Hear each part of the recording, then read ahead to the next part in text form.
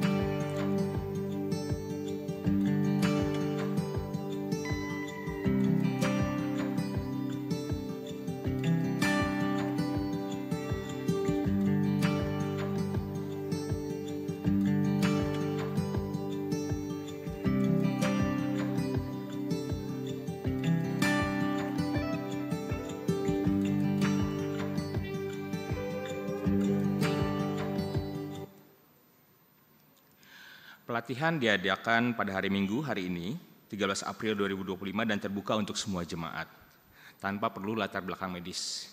Bapak Ibu, saudara-saudari yang berminat dapat mendaftarkan diri ke nomor WA TU Gereja yang tertera di warta jemaat. Mari kita menjadi orang-orang yang siap menolong sesama. Tuhan Yesus memberkati. Undangan Sakramen Perjamuan Kudus, kami mengundang saudara-saudara jemaat dalam Sakramen Perjamuan Kudus kedua tahun 2025 yang dilaksanakan pada hari Minggu 20 April 2025, waktunya itu pukul 6.30 dan Paskah pagi dan 17 Paskah sore, bertempat di GKI Cipinang Elok. Persiapan Perjamuan Kudus bersamaan dilaksanakan pada hari ini, pada kebaktian umum pertama dan kedua, 9 dan 17, dan tepatnya di GKI Cipinang Elok.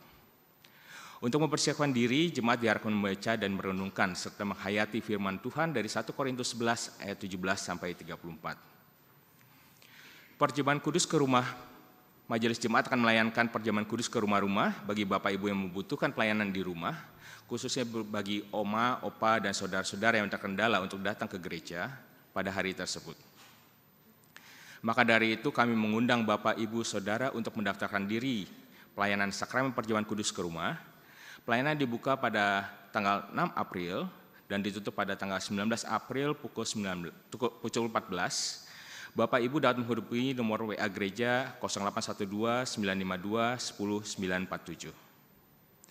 Pelayanan Perjamuan Kudus akan dilaksanakan pada tanggal 20 April 2025. Baptis Kudus Anak, Majelis Jemaat GKI Cipinang Elok akan melaksanakan Sakramen Baptis Kudus Anak pada hari Minggu 18 Mei 2025. Bagi para orang tua yang ingin membaptiskan putra-putrinya, dapat mendaftar pada tata usaha gereja dengan cara pertama mengisi formulir permohonan, dan kedua melampirkan fotokopi piagam pernikahan gerejawi, akta pernikahan, dan akta kelahiran anak. Pendaftaran dapat dimulai pada hari Minggu 30 Maret dan ditutup pada hari Minggu 20 April 2025.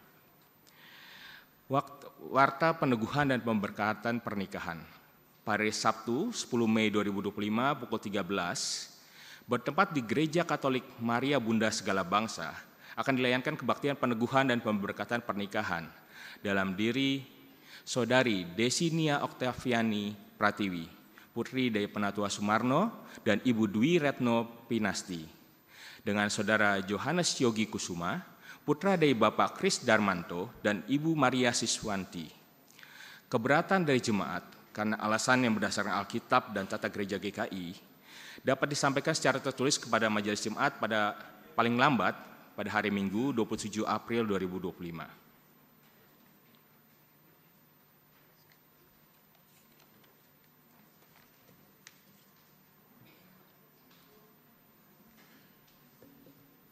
Warta Panitia Paskah.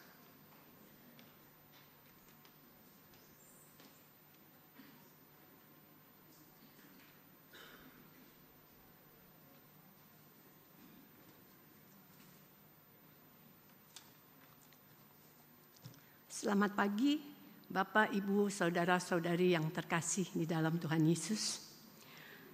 Kami dari Panitia Paskah ingin mengucapkan terima kasih untuk kesediaan Bapak, Ibu, Saudara-saudari bertekun dalam perenungan dan penyangkalan diri selama ini. Terima kasih juga atas botol bekas yang umat kumpulkan, tentunya akan dipakai oleh tim dekor. Berikut ini beberapa warta yang menjadi perhatian kita semua. Kami mengundang Bapak Ibu berbagi pokok doa atau pergumulan melalui kertas yang disediakan di depan dan dimasukkan ke dalam fishbowl. Apabila berkenan, tolong tuliskan nama juga. Bapak Ibu bisa membagikan sampai dengan Jumat Agung. Kita akan bersama-sama mendoakan pada Sabtu Sunyi. Ya, multimedia bisa menampilkan slide fishbowl. Ya. Nanti Bapak Ibu di sini akan disiapkan fishbowl, nanti pokok doa akan dimasukkan ke dalam fishbowl. Baik, berikutnya ini adalah jadwal ibadah rangkaian Paskah kita.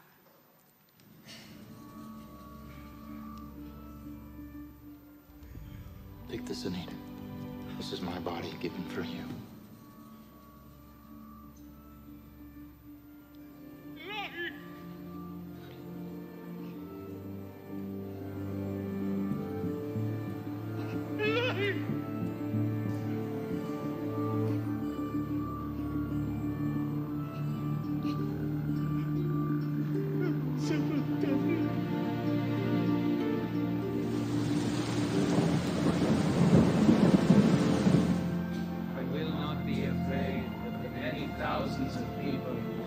Themselves against me all around.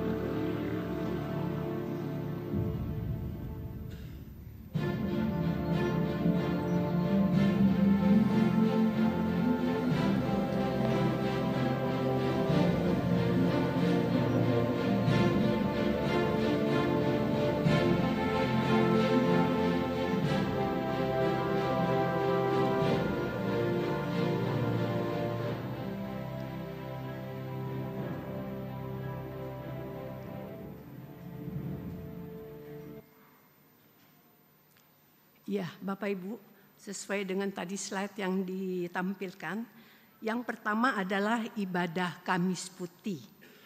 Saat itu kita akan melakukan pembasuhan kaki. Kami mengundang tentunya Bapak Ibu boleh hadir dengan memakai celana panjang dan alas kaki yang mudah dilepaskan. Kamis Putih dimulai pukul 19.30 atau setengah 7 malam. Dan disediakan kudapan dari pukul 7 atau pukul 19. Berikutnya adalah Jumat Agung yang kita akan mulai tadi jam 2 siang. Ibadah Paskah diadakan 2 kali Bapak Ibu, yaitu pagi jam 6.30 dan sore jam 17. Atau jam 5 sore. Paskah sore nanti diadakan sedikit berbeda nuansanya. Kita akan adakan ibadah kreatif. Semangat muda sambil akan dilakukan penyerahan persembahan penyangkalan diri kita secara simbolis kepada perwakilan Majelis Klasis GKI Jakarta Timur. Dalam kedua ibadah ini akan dilayani perjamuan kudus. Kami juga mengundang Bapak Ibu yang ingin berbagi saat ibadah selesai pada hari Paskah nanti, yaitu membawa makanan dan minuman kecil yang untuk kita berbagi atau menikmatinya bersama-sama setelah ibadah selesai, atau yang kita sebut potluck, ya Bapak Ibu. Baik, untuk selanjutnya kita akan melihat slide persembahan.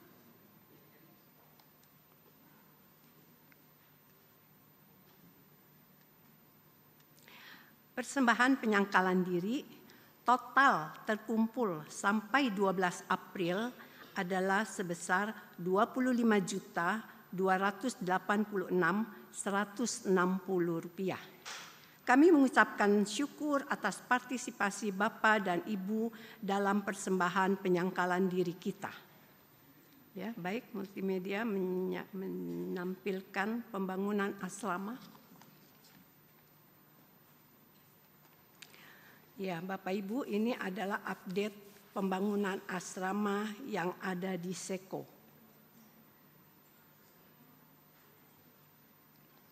Ya.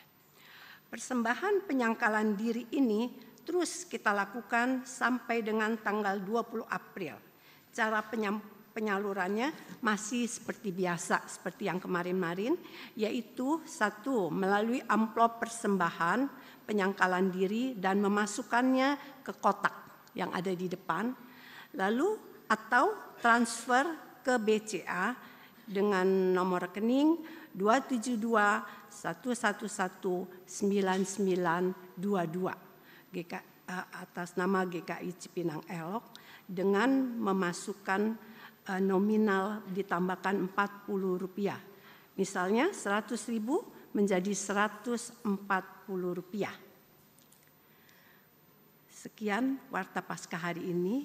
Tuhan Yesus terus memampukan kita menyangkal diri, hidup dalam pertobatan, menjadi berkat bagi sesama, dan menyambut kebangkitannya. Tuhan Yesus memberkati. Ada tambahan sedikit Warta, Bapak Ibu. Jemaat sebentar kalau pulang, tidak membawa pulang daun palemnya, karena akan dipakai pada ibadah sore nanti. Terima kasih.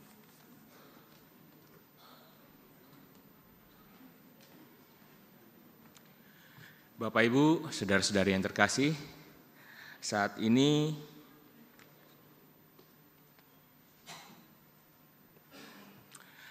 kita telah mendapat daun palem. Ya. Kami mengajak partisipasi umat untuk bersama melambaikan daun palem, yaitu pada saat pertama nyanyian prosesi, kedua pengucapan hosana dalam salam, ketiga pengucapan hosana setelah pembacaan Alkitab, dan keempat pengucapan hosana setelah penerimaan berkat. Warta selengkapnya dapat Bapak Ibu Saudari baca di WA Grup Wilayah.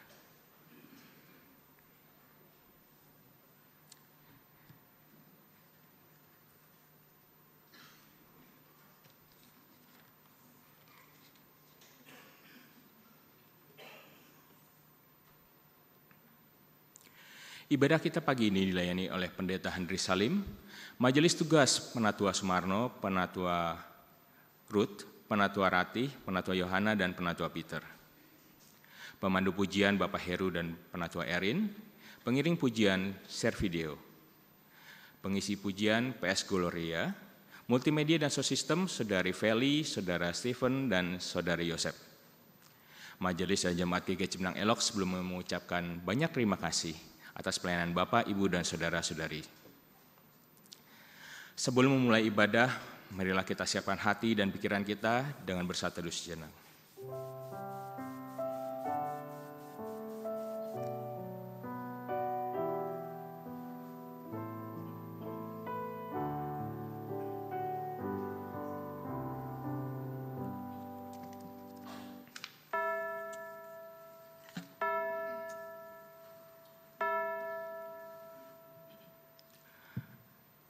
Umat Tuhan, kita nyalakan lilin Prapaskah ke-6. Ingatlah, sekalipun berat, Yesus taat dan setia menanggung sengsara.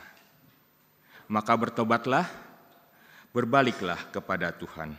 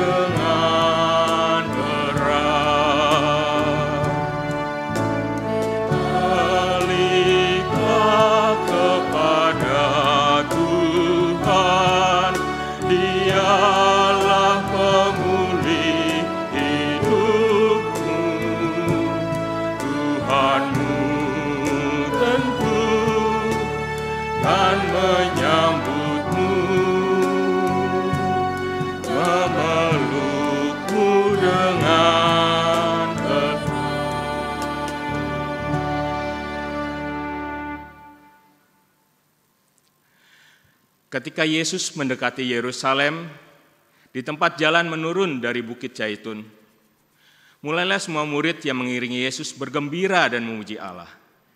Mereka mengeluh-elukan Yesus sambil berkata, "Diberkatilah Dia yang datang sebagai Raja dalam nama Tuhan. Hosana." Kami undang umat untuk bangkit berdiri.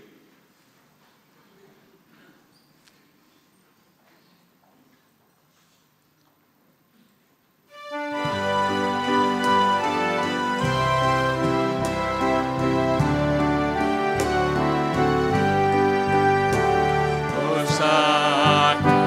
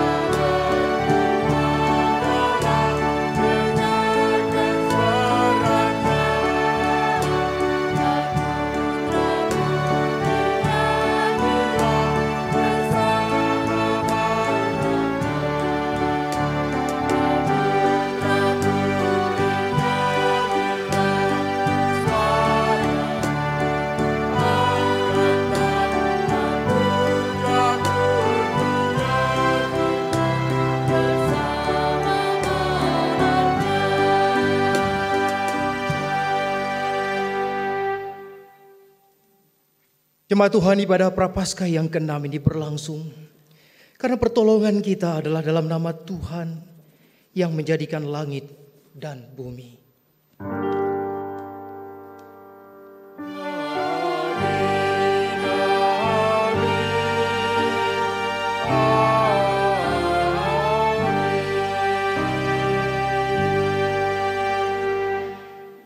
Diberkatilah dia yang datang dalam nama Tuhan. Hosana bagi anak Daud, Raja Israel. Hosana. Hai putri Sion, lihatlah rajamu datang. Hosana, Hosana, Hosana. Jemaat silakan duduk kembali. Bapak, Ibu, dan saudara-saudara, inilah awal dari pekan suci atau masa sengsara Yesus Kristus, Tuhan kita. Dalam 1 minggu ini kita diajak memeriksa diri. Apa yang kita lakukan selama ini dan akan kita lakukan ke depan. Saat kita menyebut diri sebagai pengikut Yesus. Apakah sebagai murid dan pengikut Yesus kita sudah memelihara iman? Marilah kita tundukkan kepala kita. Kita bersama-sama menaikkan doa pengakuan dosa kita.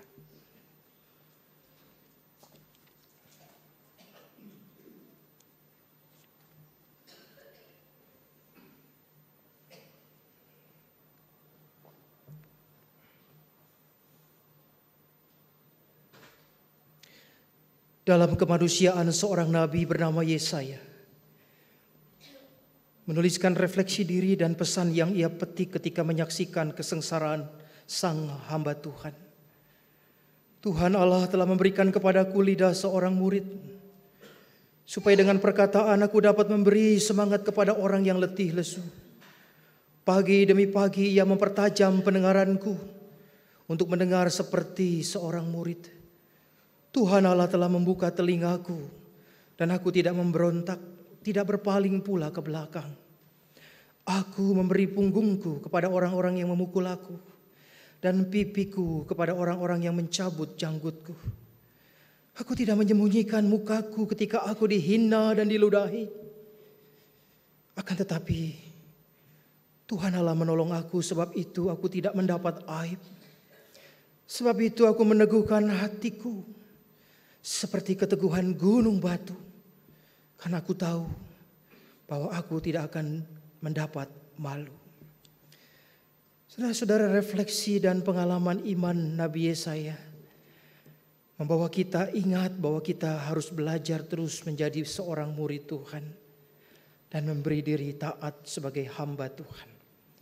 Dalam Kristus engkau telah diampuni. Damai Kristus bagimu. Damai Kristus bagimu juga.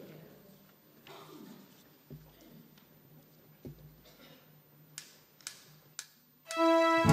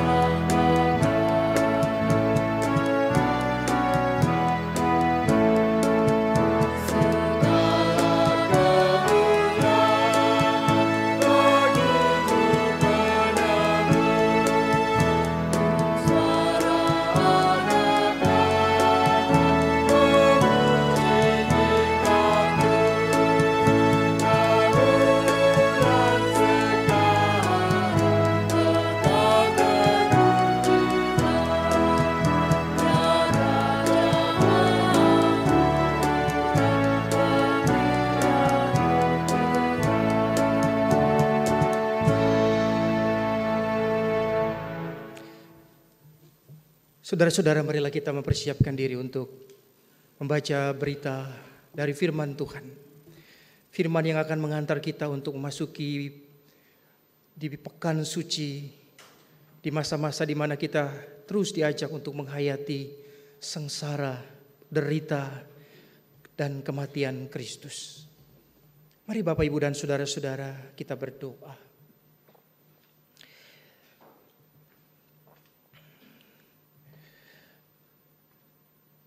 Tuhan, kami saat ini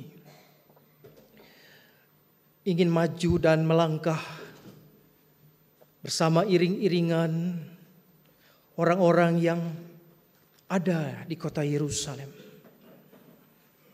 di mana kami mau menyambut Tuhan, Sang Raja yang memulihkan, Raja yang mempersatukan, dan yang memerintah kami. Perintah-Mu adalah kebenaran bagi kami. Bagaimana kami bisa mentaati firman Tuhan, tapi kalau seringkali kami menjauh dari kebenaran?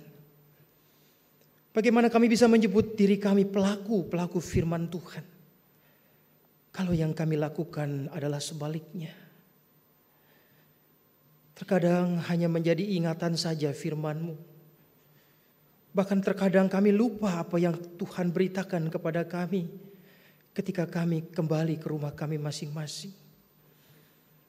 Sungguh ya Tuhan, secara khusus minggu-minggu ini kami diajak, atau pekan ini kami diajak untuk kembali menghayati kisah tentang penderitaan Kristus, yang tidak hanya memulihkan dan mengampuni, tetapi memberikan kepada kami kekuatan untuk kami boleh terus memberlakukan hidup kami sebagai anak-anak-Mu. Anak-anak-Mu yang memuliakan Bapa, anak-anak-Mu yang boleh menjadi berkat bagi banyak orang. Maka ya Tuhan, di akhir perjalanan kami di masa Prapaskah ini, kami ingin kembali menapaktilasi perjalanan Kristus masuk Yerusalem. Tapi juga sekaligus kami ingin menghayati bahwa kemuliaan-Mu begitu nyata di dalam kerendahan-Mu. Engkau merendahkan diri-Mu, bahkan menjadi manusia yang mau menderita bagi umat manusia yang berdosa ini. Maka biarlah Tuhan, firman-Mu tidak berlalu begitu saja. Kami ingin melakukannya seperti apa yang Kau firmankan. Berfirmanlah kepada kami di dalam nama Tuhan Yesus Kristus, yang kami hayati perjalanannya sampai penderitaan dan kematiannya. Kami sudah membawa doa ini. Amin. Pembacaan kita diambil dari surat Paulus kepada jemaat di Filipi. Saudara-saudara, kita melihat merenungkan surat Filipi pasal 2 ayat 5 sampai ayat 11.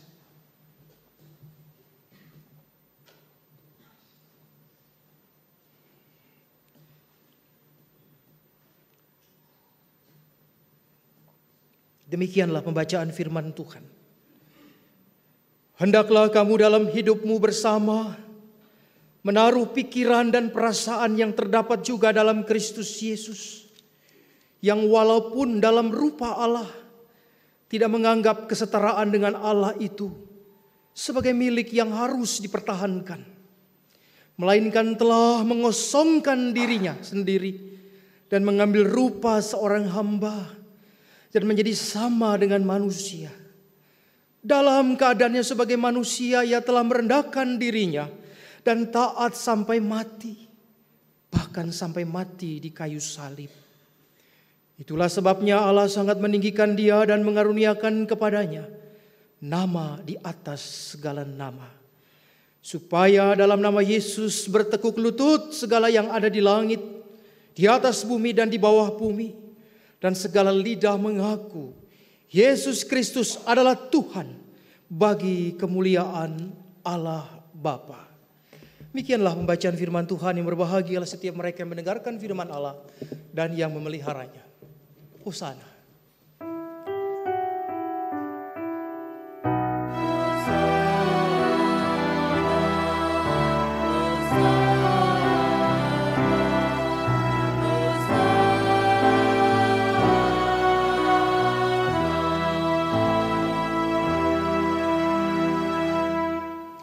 Kita akan menyaksikan sebuah fragmen yang mengisahkan sebuah refleksi kehidupan, bahwa di tengah kesulitan hidup kita tidak hanya menjerit, menangisi dan meratapi keadaan, tetapi kita diajak untuk berbagi dan berbuat kebaikan bagi sesama. Selamat menyaksikan.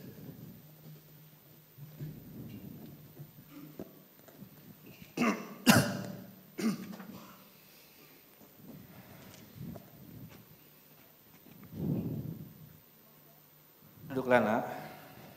Kenapa sih Pak? Kok kayaknya serius banget? Besok itu kita harus membayar uang sewa. Bapak nggak tahu lagi uangnya dari mana. Kita pun nggak bisa makan mungkin besok. Terus? Kita mungkin bisa diusir. Hah?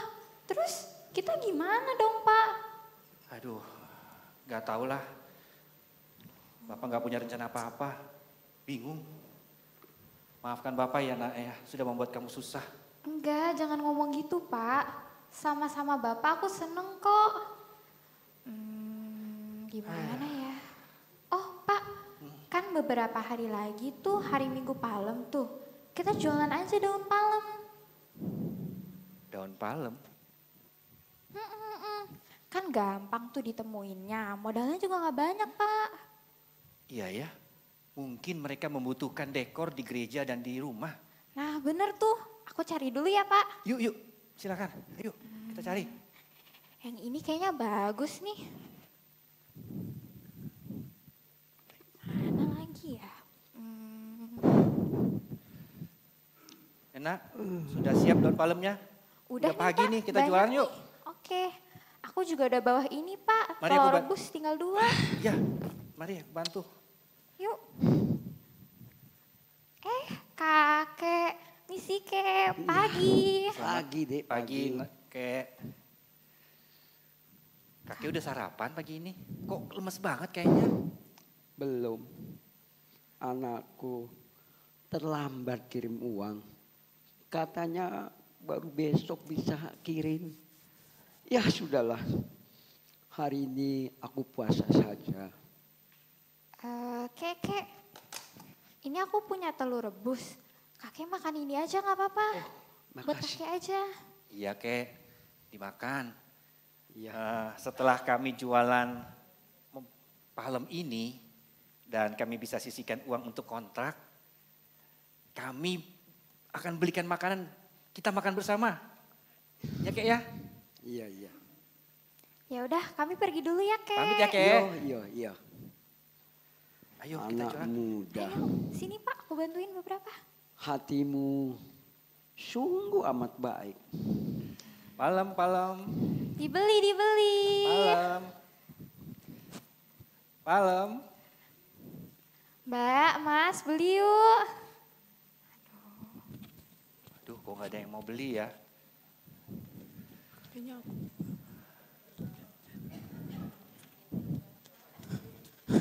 Gimana ini? Pak, tolong Pak, saya dikejar orang jahat Pak. Ayo, Gimana bersembunyi ini? di dalam palem ini. Sini. Sembunyi. Aduh, Tutup, ayo kita tutup. gimana ini? Siapa sih orang jahatnya? Kok ngeri banget? Itu Pak.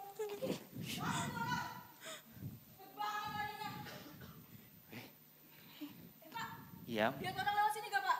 Mas, saya lagi jualan palem, gak lihat kiri kanan. Maaf ya.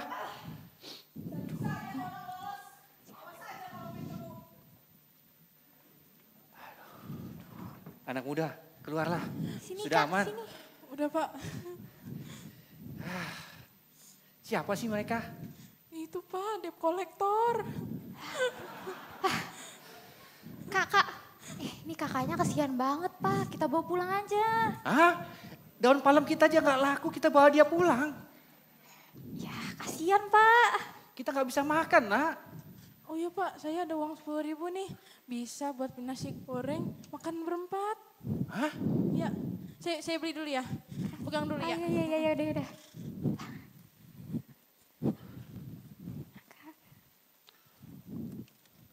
Ini Pak, nasi gorengnya enak Ya udah, kayaknya. yuk kita Iya. pulang yuk. Yaudah yuk, sini Kak, lewat sini Kak. Lihat sini ya, Ayo. yuk. Sini. Iya Kakak kenapa? Udah napas, gak apa-apa. Kita mampir ke kakek itu dulu ya. Oh iya, yaudah yuk. Misi Kek. Oke. Oh iya. Aduh, maaf Kek. Kami tidak bisa membeli makanan. Nasi ini pun dibelikan anak muda ini. Tidak apa nak. Yang penting kita masih diberi sehat dan selamat. Iya Ya sih, Kek. sudahlah.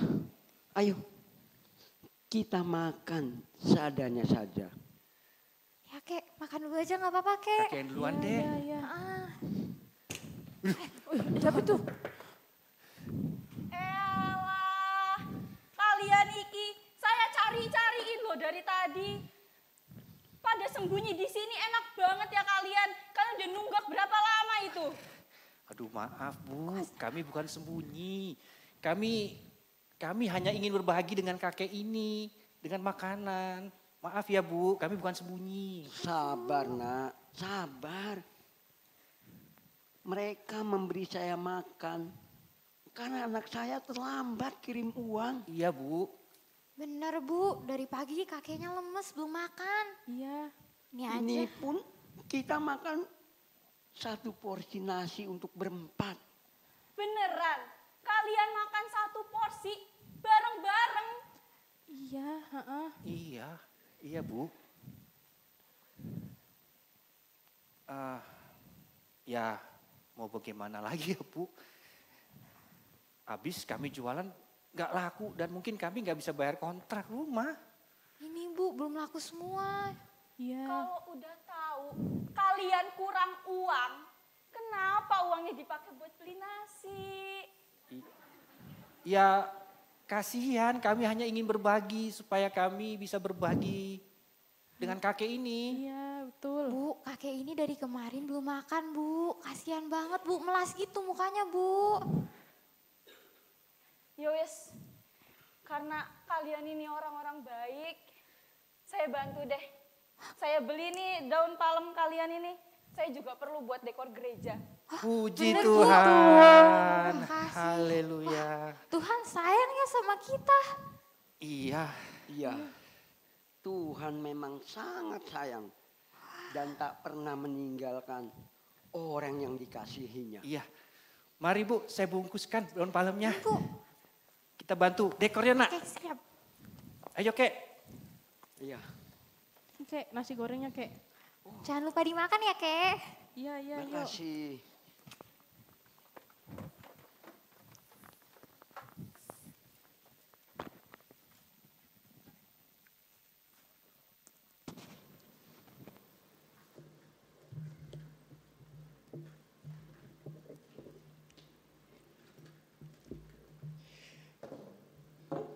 Ya Bapak Ibu, melalui fragmen sederhana dan singkat, apa yang kita bisa dapatkan? Nilai apa yang bisa kita terima dan kita bisa praktekkan? Terkadang orang bisa dan mampu ketika segala sesuatunya kita punya untuk ini dan itu. Tapi ketika kita memberi di dalam kekurangan, rasanya itu menjadi sesuatu yang sulit, bukan? Buat saya saja kurang. Bagaimana saya bisa berbagi buat orang lain? Terkadang memang memberi itu perlu sakit, kata Ibu Teresa. Sebab ketika kita memberi dengan kecukupan dan kelimpahan kita, rasanya memberi itu mudah-mudah saja. Tapi saat kita memberi dan saat kemudian kita punya kepentingan, kita punya kebutuhan, bahkan terkadang kita punya beribu alasan untuk kita tidak memberi. Seolah-olah apa yang kita lakukan itu sebagai pembenaran. Melalui fragmen singkat ini kita belajar keteguhan hati. Memberi bukan hanya untuk diberi. Memberi bukan untuk mendapatkan balasan. Tapi memberi karena memang itulah bagian dari kehidupan orang percaya.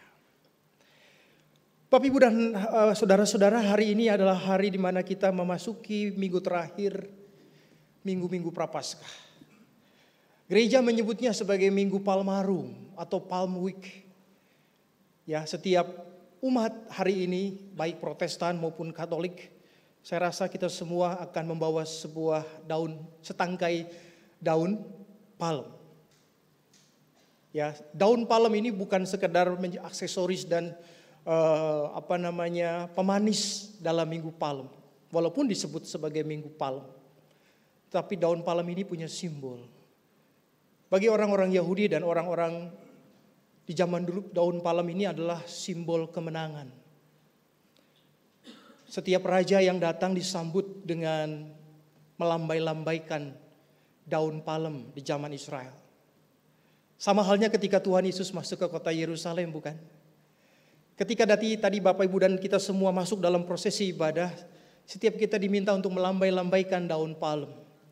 Saat itu seolah-olah kita menjadi bagian dari penduduk Yerusalem yang sedang mengeluk-elukan, menyambut dengan sukacita, dengan suara kemenangan Yesus Kristus yang masuk ke kota Yerusalem. Jadi kita sedang ada di dalam kelompok itu seolah-olah. Kita ingin sama-sama menikmati suasana sukacita dan kemenangan. Daun palem ini berwarna hijau, karena hijau ini melambangkan kehidupan. Biasanya seperti daun pohon palem dan daun pohon-pohon lainnya itu bertumbuh setelah musim gugur. Dan sesuatu yang hijau disimbolkan oleh orang-orang dulu itu sebagai sebuah kelahiran baru. Jadi kalau hari ini kita diingatkan lewat daun palem, setidaknya kita punya dua arti dari simbol daun palem. Bukan sekadar hanya sebuah kemenangan, tapi juga sebagai tanda kehidupan kita yang baru. Maka Bapak Ibu, Minggu Palem ini menjadi pintu masuk untuk kita masuk ke minggu yang disebut dengan Minggu Suci. Saya menyebut ini bukan berarti saya mencontek istilah dari Katolik Roma. Tapi ini yang kita lihat, karena kita tidak berhenti sampai di Minggu Palem ini saja, tapi dari besok sampai hari Sabtu kita masuk ke dalam satu rangkaian yang disebut dengan 3 hari suci. Kamis Putih, Jumat Agung, dan Sabtu Sunyi. Ya. Momen 3 hari suci itulah yang mesti kita maknai. Panitia Paskah sudah menyiapkan berbagai rangkaian acara untuk kita sama-sama merayakan Kamis Putih, Jumat Agung, dan juga hari Sabtu Sunyi. Jadi Paskah hanyalah kemudian kita bisa artikan sebagai sesuatu yang kita sebut kemenangan dan kelahiran baru. Ingat, daun palem. Sebab kemenangan yang Yesus raih bukan ketika dia masuk ke Yerusalem dan dielulukan sebagai raja. Tetapi kemenangan yang Yesus raih juga bukan ketika dia ada di atas tahta. Kemenangan yang Yesus raih justru ketika keduanya tidak ditemukan di dalam kehidupan seorang raja pada umumnya. Apa itu? Jalan salib dan salib itu sendiri. Saat itu orang-orang Yerusalem mengatakan, Hosana, diberkatilah dia. Arti Hosana itu adalah selamatkanlah kami. Karena orang Yahudi sudah sekian lama dijajah oleh orang-orang Romawi. Maka ketika mereka percaya bahwa Yesus akan menjadi raja atas mereka, mereka berteriak, Hosana, Hosana, selamatkanlah kami, ya raja. Apa yang ada di kepala orang-orang Yerusalem saat itu? Sebentar lagi orang-orang Romawi itu akan hengkang dari tanah Yahudi. Kemenangan, kedaulatan sebagai bangsa akan berdiri. Dan Raja Israel akan kembali bertahta. Pola pikir itu Bapak Ibu yang mewarnai suasana Minggu Palem saat itu. Namun apa yang terjadi di Jumat Agung? Mereka yang berteriak-teriak Hosana, Hosana, mereka juga yang berteriak-teriak salibkan dia. Dari mulut yang sama. Dimulai dari kemenangan, suara kemenangan, tapi berubah menjadi kebencian karena hasutan. Dengan tokoh yang sama, Yesus yang naik keledai dan kemudian dihampari dengan baju dan jubah orang-orang Yahudi. Jumat. Kemudian mereka pula lah yang meludahi. Mereka yang mencemooh, menghina. Mereka yang mengutuk Sang Mesias itu. Jadi Bapak Ibu, saya ingin melihat rangkaian minggu-minggu Prapaskah sampai Palem dan 3 hari suci nanti ini adalah satu kalimat. Betapa kemenangan itu sesuatu yang mahal. Kemenangan itu harus dibayar dengan harga yang mahal. Lewat apa? Bukan lewat kudeta, lewat perebut perang senjata, lewat adu fisik. Tetapi lewat jalan salib. Yaitu jalan penderitaan. Orang menyebutnya Via Dolorosa. Nah Bapak Ibu, saya mau melihat bahwa di dalam kemenangan itu, kemenangan hanya lahir dari kesanggupan orang untuk menderita. Maka kita belajar dari apa yang dia alami dan dihadapi oleh Tuhan Yesus di dalam masa-masa sengsaranya. Ketika dikatakan oleh Yesaya, dia tidak membalas ketika dia dibawa seperti domba ke pembantaian. Dia dihina, dicaci maki. Apakah kesengsaraan Tuhan Yesus itu sebuah keterpaksaan? Apakah demi menanggung dosa umat manusia Yesus harus terpaksa menderita?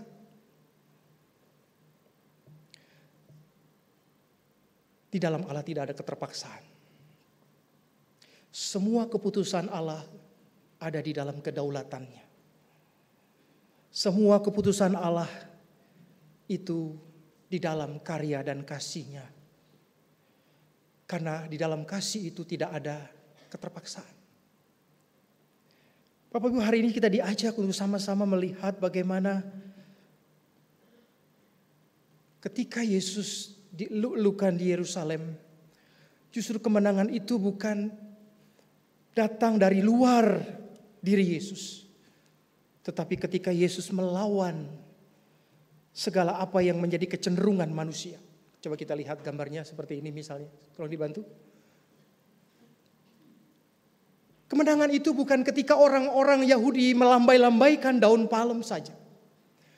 Tapi kemenangan itu justru sudah dimulai ketika Yesus mengatakan kepada murid-murid yang dicatat di dalam Injil. 3 kali Yesus mengatakan, anak manusia harus diserahkan kepada tua-tua dan dia menderita, mati dan bangkit pada hari ketiga.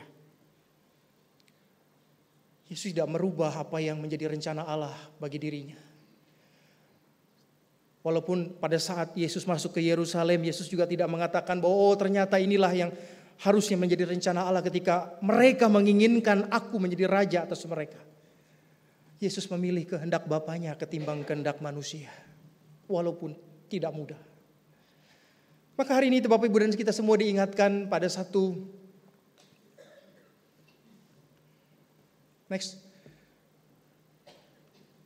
teologi Kristen. Mungkin kita baru mendengar kata ini, yaitu kenosis atau kenotik, teologi pengosongan diri. Itu kita baca di ayat yang ke-7. Melainkan telah mengosongkan dirinya sendiri dan mengambil rupa seorang hamba dan menjadi sama dengan manusia. Bapak Ibu, apakah teologi, apakah kenosis itu? Inilah yang dipaparkan oleh Paulus dalam Filipi 2 itu. Bahwa Yesus tidak menganggap dirinya sebagai Allah. Dia tidak mempertahankan keberadaannya sebagai Allah.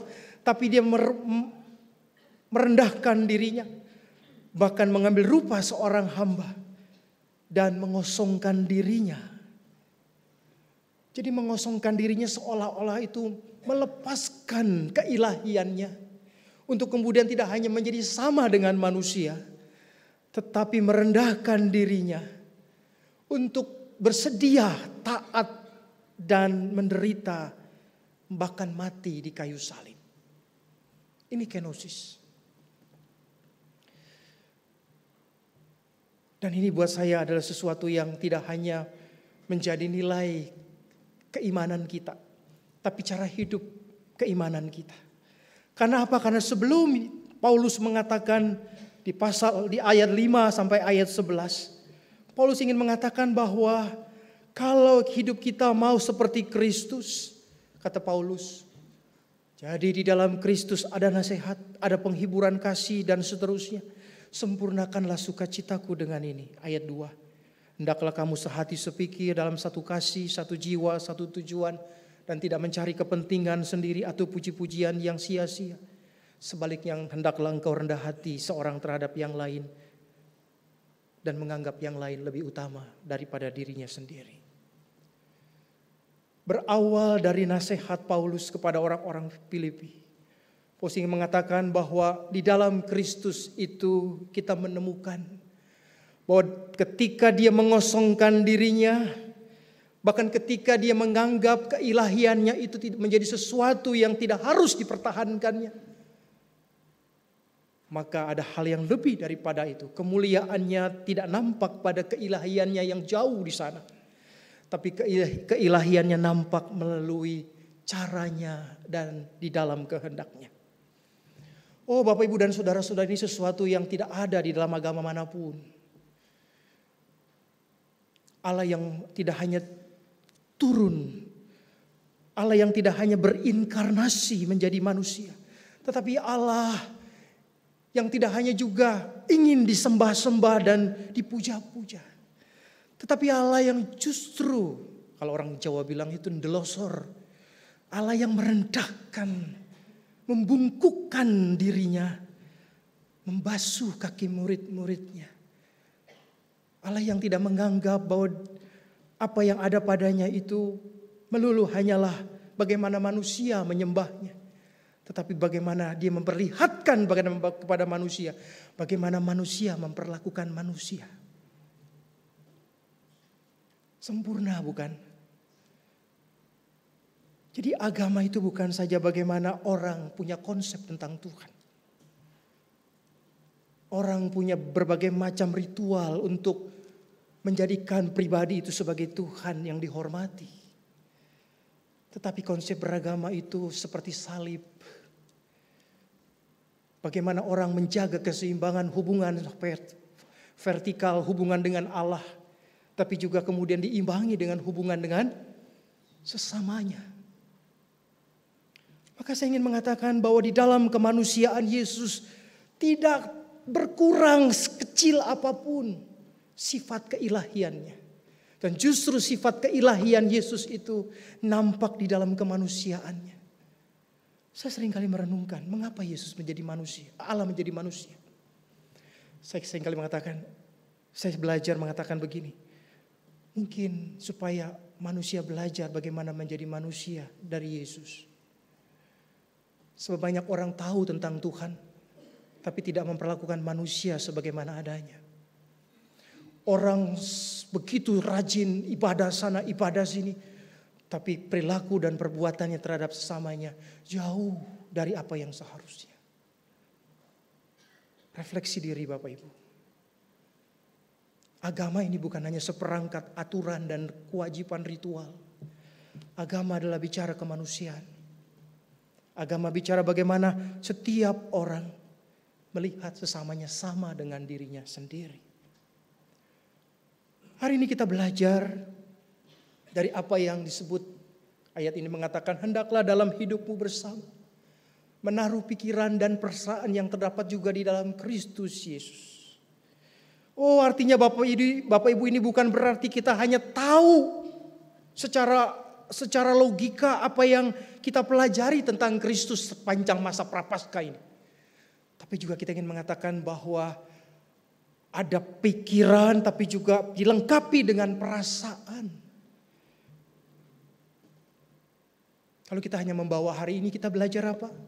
Tapi kita tidak menaruh itu di dalam perasaan kita. Ya khotbah itu cuma hanya sebagai sesuatu yang menguap saja. Pulang dari gereja kita nggak bisa tahu apa-apa yang kita kerjakan. Maka kita ingin mengatakan bahwa ya ujung-ujungnya adalah bahwa hidup ini harus berbuah. Sebab penderitaan yang Yesus hadapi di masa-masa sengsaranya itu sesungguhnya adalah sesuatu yang mengajak kita untuk berbuah. Kita ingat apa yang dikatakan Paulus tentang buah roh, bukan? Karena di dalamnya semuanya haruslah terus menjadi cerminan hidup orang percaya. Ketika orang bertanya, mana buah-buahmu? Mana hasil yang kau tunjukkan dari pertobatanmu? Ketika Yohanes Pembaptis berkata, kalau engkau tidak berbuah, Allah sudah menyediakan kapak untuk menebang. Setiap pohon yang tidak menghasilkan buah lebih baik ditebang saja. Sesuatu yang ingin tegas mengatakan bahwa apa artinya kalau Paulus mengatakan hendaklah dalam hidupmu engkau menaruh pikiran dan perasaan yang terdapat di dalam Kristus. Bapak Ibu, Paulus sering bilang kepada orang-orang Kristen di berbagai jemaat yang pernah dia datangi. Kunci iman hidup orang Kristen tidak hanya percaya Yesus saja, tetapi juga meniru Kristus. Makanya dia memakai kata imitatio Christi. Meniru Kristus. Meneladani Kristus. Makanya dia mengatakan hendaklah kamu satu sehati sepikir dalam satu kasih, satu jiwa dan satu tujuan. Maka saya ingin mengatakan kalau kita ingin lihat fragmen sederhana tadi. Fragmen yang ingin menggambarkan bahwa sebuah pemberian atau sebuah bentuk kebaikan tidak melulu datang dari kelimpahan. Tapi datang dari sebuah perasaan bahwa kita punya empati. Kita sebagai manusia pernah merasakan bagaimana lapar. Untuk itu kemudian kita juga ingin sama-sama merasakan bagaimana orang juga bahagia dengan apa yang bisa kita lakukan. Semalam saya merenungkan fragmen ini untuk kemudian saya pernah ingat cerita tentang bagaimana Ibu Teresa terhanyut dengan sebuah kisah hidup seorang miskin di India. Sebuah keluarga tanpa suami, seorang janda dengan 8 anaknya. Ketika ditemui dan dilaporkan bahwa ibu dan anak ini sudah 2 hari tidak makan, Ibu Teresa bersama para biarawati datang untuk memberi mereka makanan secukupnya. Masaklah makanan ini, berikan makan kepada anak-anakmu ibu. Anak-anaknya menangis karena menahan lapar. Untunglah ada bantuan. Tak lama kemudian ibu itu kemudian keluar dari rumahnya dan membawa bungkusan. Pergi ke rumah tetangganya yang ada di depan rumahnya. Ibu Teresa bertanya, apa yang kau lakukan? Jangan tunggu sampai anakmu mati. Masak dan berikan mereka makan. Apa jawab ibu itu? Ketika ibu memberikan kepada kami makanan, ada tetangga kami yang juga lapar sama dengan kami. Bagian yang kami dapat, kami bagi 2. Supaya ketika saya kenyang, kami kenyang. Atau kami tidak kelaparan, tetangga saya pun tidak kelaparan. Apa kata Ibu Teresa? Ibu inilah orang yang paling kaya. Karena di balik kekurangannya dia bisa memberikan apa yang orang butuhkan. Apa yang dia rasakan, dia juga merasakan perasaan yang sama dengan orang yang sama nasibnya. Dan ketika satu jiwa dan satu perasaan itu mengetuk kalbunya, mengetuk hatinya, dia tidak pernah diam untuk berbuat sesuatu buat orang yang dia cintainya. Nah Bapak Ibu, pengorbanan Yesus bukan sekadar sebungkus nasi goreng. Pengorbanan Yesus bukan sekadar selembar uang 10.000. Itu tidak sebanding dengan apa yang dia berikan buat kita, bukan?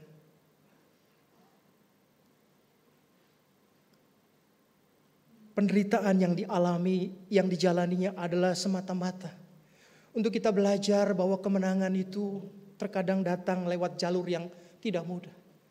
Lewat jalan setapak yang terkadang membuat kita harus terus bergumul dan merasakan bagaimana tidak mudahnya memang untuk menjadi orang yang benar di hadapan Tuhan. Hari ini kita belajar lagi tentang apa yang kata Paulus, janganlah kita jemu-jemu berbuat baik. Karena semua ada waktunya. Kita tidak akan pernah kehilangan buah dari setiap kebaikan yang kita lakukan. Kebaikan yang disertai dengan ketulusan, kebaikan yang disertai dengan jalan yang memang gak gampang itu, tidak akan pernah kehilangan apapun. Dan saya percaya bahwa ketika kebaikan yang Bapak Ibu dan saya berikan dalam ketulusan dan kasih yang sejati, justru Tuhan akan melimpahkan apa yang baik. Bukan menggantikan berkat melulu apa yang kita berikan. Saya kasih 5 supaya saya dapat 50. Saya kasih 100 supaya saya dapat 1 juta. Bukan itu. Kelimpahan itu lewat banyak cara. Ketika Bapak Ibu dan saya suatu kali mendapatkan hati yang bahagia, bukan saat kita diberi, tapi saat kita bisa memberi, itu bagian dari kelimpahan itu. Bahkan saya sering bilang, saat kita bisa mengulurkan tangan kepada orang yang meminta, saat di waktu yang tepat kita bisa memberikan pertolongan sekecil apapun, buat saya itu kelimpahan. Bukan kemudian bagaimana Tuhan membalas apa yang saya sudah beri buat orang lain. Tapi karena saya sudah diberi dari Tuhan, saya memberikan apa yang sepantasnya saya bisa berikan. Percayalah Bapak Ibu. Memberi itu dalam arti sebenarnya tidak akan pernah membuat kita kekurangan. Bahkan kita dilimpahi dengan berkat yang jauh melebihi apa yang kita harapkan.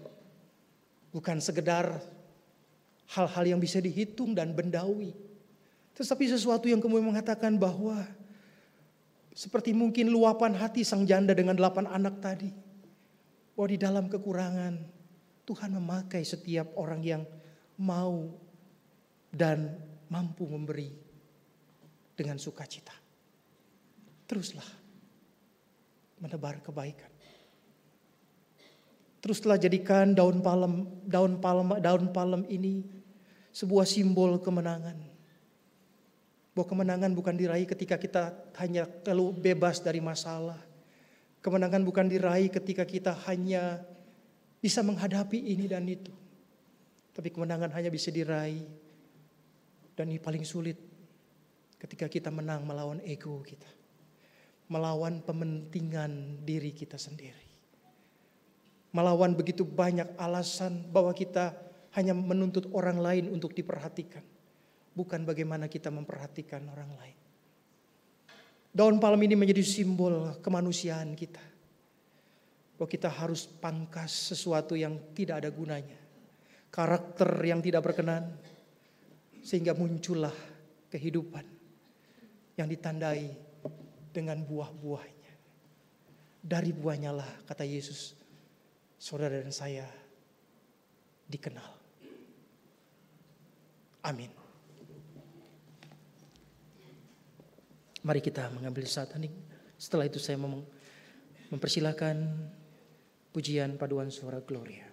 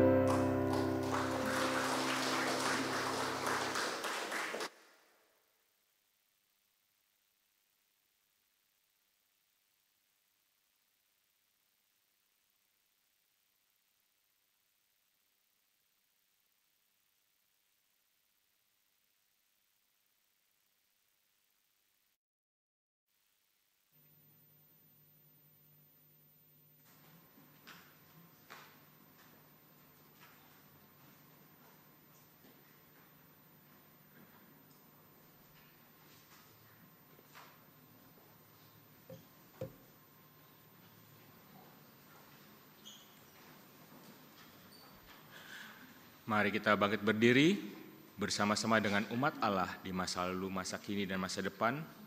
Marilah kita mengucapkan pengakuan iman rasuli demikian. Aku percaya kepada Allah, Bapa yang Maha Kuasa, Khalik langit dan bumi, dan kepada Yesus Kristus, Anak yang tunggal Tuhan kita, yang dikandung dari Roh Kudus, lahir dari darah Maria, yang berita sengsara di bawah pemerintahan Pontius Pilatus, disalibkan, mati dan dikuburkan, turun dalam kerajaan maut, dan pada hari yang ketiga bangkit pula dari orang mati, naik surga, duduk sebelah kanan Allah, Bapa yang Maha Kuasa, dan dari sana akan datang untuk menghakimi orang hidup dan yang mati. Aku percaya kepada Roh Kudus, gereja kudus dan am, persekutuan orang kudus, pengampunan dosa, kebangkitan orang mati, dan hidup yang kekal. Amin. Umat dipersilakan duduk.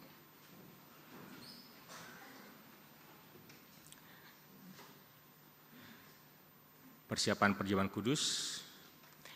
Pada hari Minggu 20 April 2025 kita akan merayakan perjamuan kudus.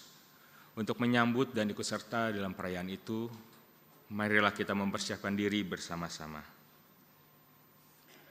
Pada perjamuan malam terakhir, Yesus menghendaki kita merayakan perjamuan kudus untuk mengenangnya.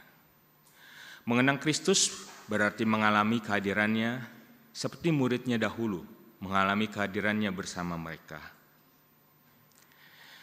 Mengenang Kristus juga berarti menyadari secara pribadi seluruh kehidupan Kristus yang diberikannya bagi keselamatan dunia. Sejak ia lahir, melayani, menderita sengsara, mati, dibangkitkan, dan dimuliakan di surga. Marilah kita merenungkan, apakah saudara benar-benar rindu untuk berjumpa secara pribadi dengan Kristus, untuk mengalami kasih, kuasa, dan kebenarannya yang membaharui hidup saudara? Apakah saudara menghayati bahwa seluruh kehidupan dan karya Kristus, yaitu kelahirannya, pelayanannya, penderitaannya, kematian, kebangkitan, dan kenaikannya ke surga, sampai pada kedatangannya kembali, terkait erat dengan kehidupan saudara?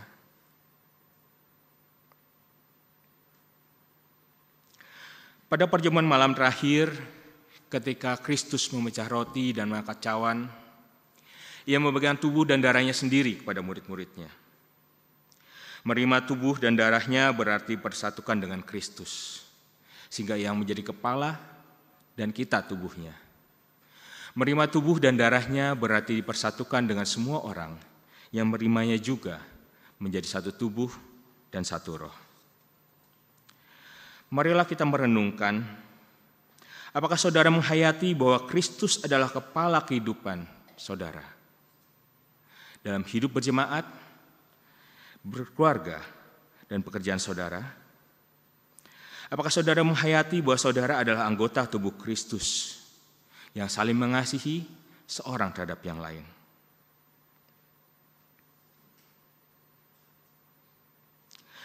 Ketika kita bersatu dengan Kristus, roti hidup yang dipecah-pecahkan bagi dunia ini, kita pun dipersatukan dalam kematian dan kebangkitan Kristus. Dipersatukan dengan Kristus berarti kita diutus untuk mengosongkan dan menyangkal diri, memikul salib, dan mengikut Kristus. Dipersatukan dengan Kristus berarti diutus untuk memberi hidup kita demi keselamatan dunia. Marilah kita merenungkan, apakah dalam persekutuan dengan Kristus, saudara mau berkorban dan menjadi berkat bagi sesama saudara? Apakah saudara menyadari bahwa sebagai anggota tubuh Kristus di tengah dunia, saudara menjadi mata dan telinga bagi Kristus, yang melihat dan mendengarkan, serta peduli terhadap kebutuhan dan masalah sesama saudara? Sudahkah saudara menjadi mulut bagi Kristus yang menyuarakan kebenaran dan keadilan dalam lingkungan saudara? Sudahkah saudara menjadi tangan bagi Kristus yang berkarya memperjuangkan damai sejahtera di muka bumi? Kiranya Roh Kudus menolong kita semua dalam mempersiapkan diri untuk merayakan perjamuan kudus mendatang pada hari Minggu 20 April 2025. Ibu kita sama-sama berdoa.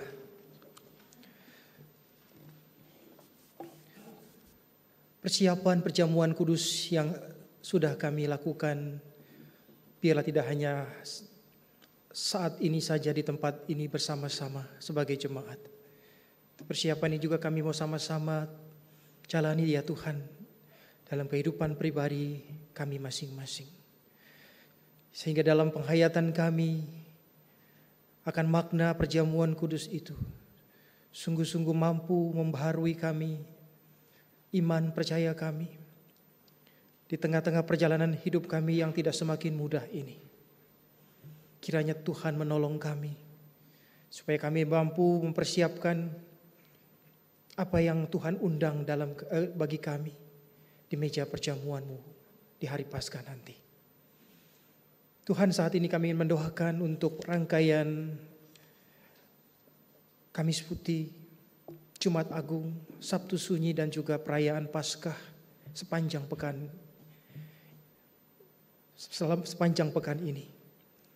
Biarlah setiap persiapan yang boleh disiapkan oleh para anggota panitia Paskah dan setiap kami yang mulai mendukung kegiatan-kegiatan ini.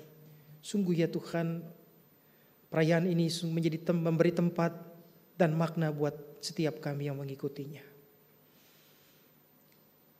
Secara khusus kami juga berdoa buat setiap mereka yang sakit. Dimanapun dan bagaimanapun saat itu kondisi dan keadaan mereka. Ya Tuhan, Kau yang maha tahu segalanya. Anak-anak-Mu yang saat ini sedang dalam keadaan lemah fisiknya. Bahkan mereka yang saat ini sedang berjuang bersama keluarga untuk menempuh pengobatan dan perawatan yang terbaik untuk kesembuhan dan pemulihan mereka. Tuhan yang berkati. Berkati setiap obat-obatan dan apapun yang boleh diterima oleh tubuhnya itu menjadi kekuatan dan pemulihan. Kami berdoa ya Tuhan, untuk setiap pergumulan Bapak Ibu saudara-saudara kami, apapun pergumulan mereka, biarlah tangan Tuhan yang menguatkan, menopang.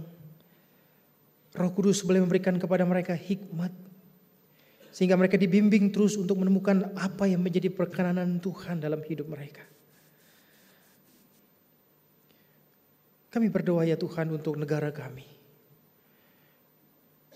Situasi ekonomi, bahkan situasi politik yang dipengaruhi oleh situasi global saat ini tentu sedikit banyak akan mempengaruhi kehidupan perekonomian negara kami khususnya.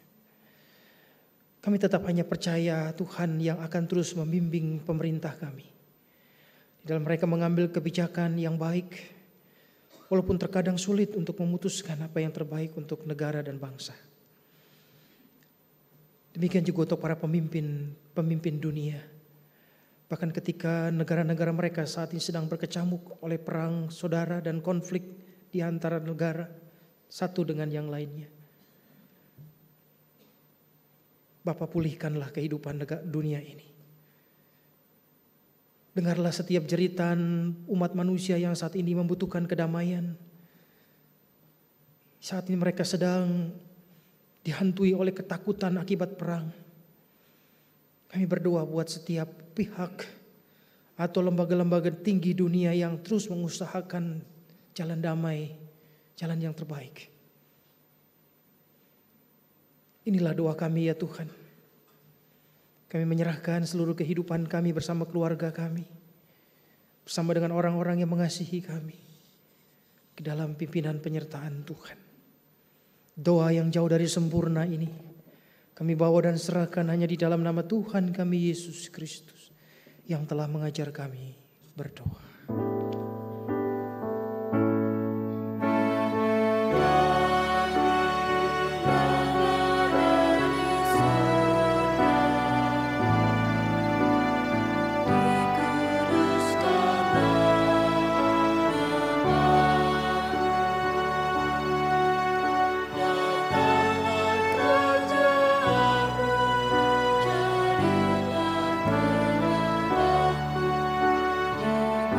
Di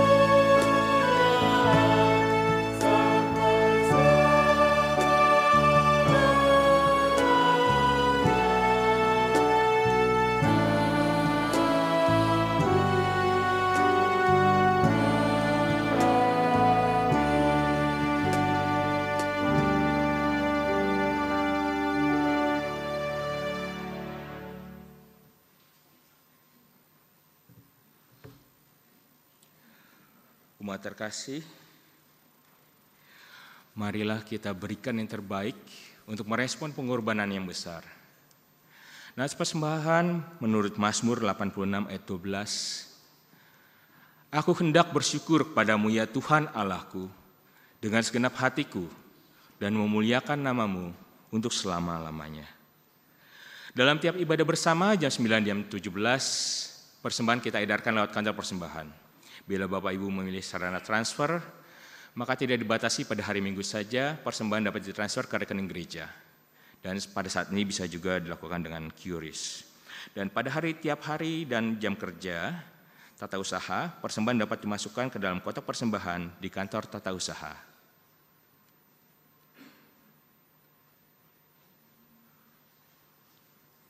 Kita nyanyikan NKB 133, Syukur Padamu ya Allah. Syukur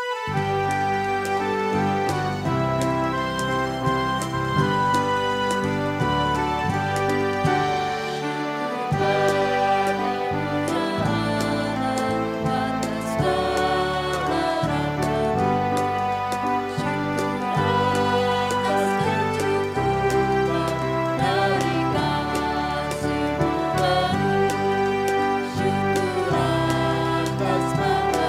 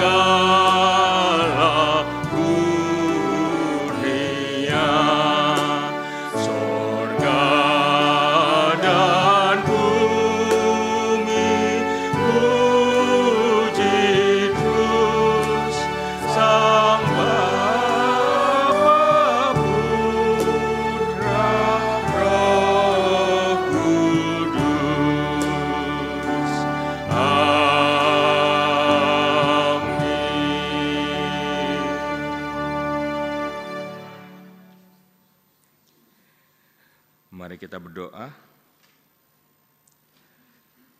Kami bersyukur untuk kasih-Mu yang luas yang Kau wujudkan melalui pengorbanan-Mu.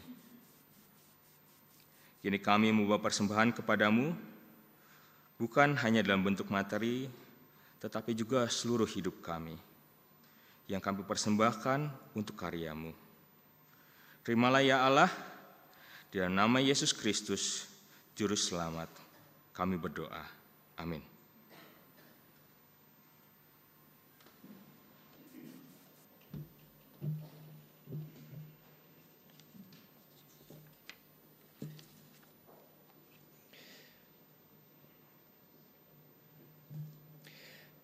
Saudara-saudara, tak seorang pun mau sengsara. Namun karena kasih-Nya, Yesus mau menanggungnya bagi kita.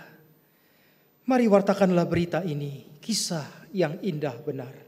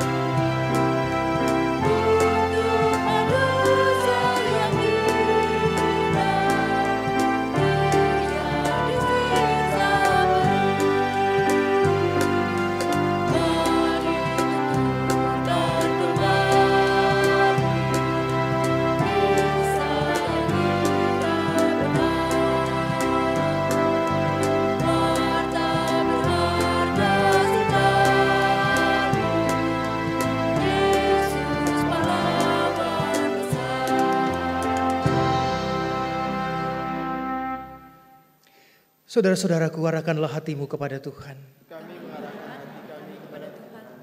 Jadilah saksi Kristus. Syukur kepada Allah. Terpujilah Tuhan. Kini dan selamanya. Kini Tuhan mengutus saudara-saudara untuk terus menabur kebaikan dimanapun saudara berada. Dan biarlah berkat Tuhan selalu memberi kekuatan dan memampukan kita untuk menjadi saksi-saksinya. Terimalah berkat dari Tuhan. Kiranya Allah Bapa merengkuhmu dengan anugerahnya. Kiranya pengorbanan Kristus menginspirasimu untuk berkorban bagi sesama. Kiranya Roh Kudus memberimu hikmat untuk mengisi hidup dengan kesetiaan. Kemuliaan bagi Allah Bapa, Anak, dan Roh Kudus dari sekarang sampai selama-lamanya. Amin.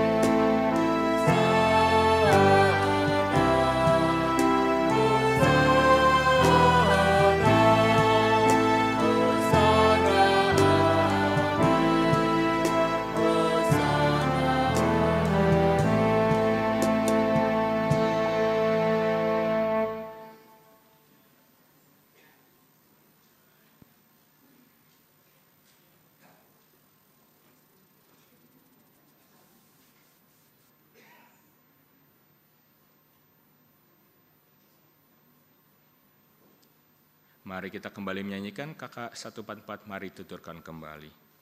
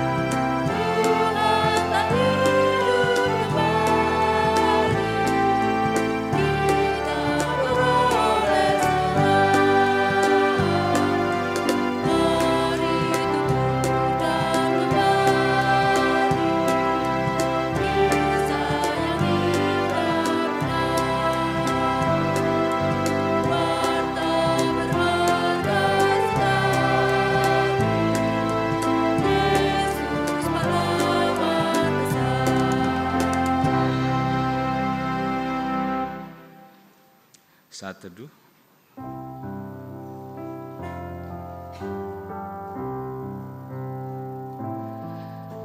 Kami mohon partisipasi jemaat untuk meletakkan kembali daun palem di tempat yang telah disediakan panitia untuk digunakan kembali di kebaktian umum kedua sore hari. Terima kasih. Sebelum kita meninggalkan ruang atau gedung gereja, kami ingin mengingatkan untuk kegiatan sepekan kita sebagai berikut.